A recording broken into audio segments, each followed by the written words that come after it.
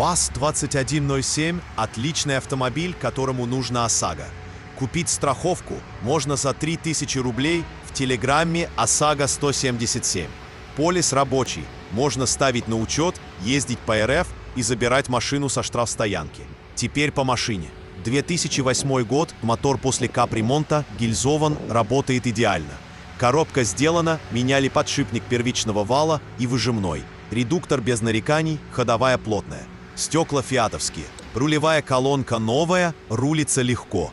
СТТ-выхлоп, приятный звук. Все обслужено. Минусы только по внешке.